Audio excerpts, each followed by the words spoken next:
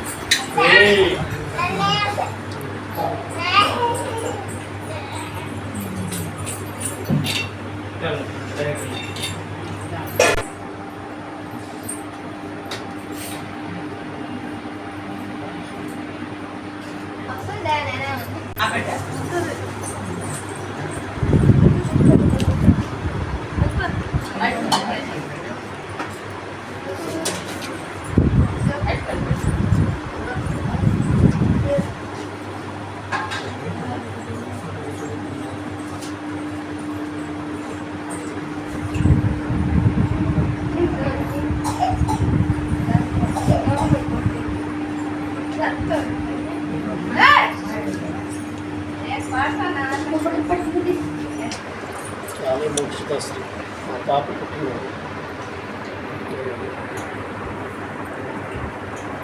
షిరిడి సాయి వృద్ధాశ్రమంలో వృద్ధులకు అన్నదానం చేసిన వారు కాలే మోక్షిత శ్రీ పుట్టినరోజు సందర్భంగా ఈరోజు వాళ్ళ కుటుంబ సభ్యులు ఆశ్రమంలో వృద్ధులకు అన్నదానం నిర్వహించడం జరిగింది.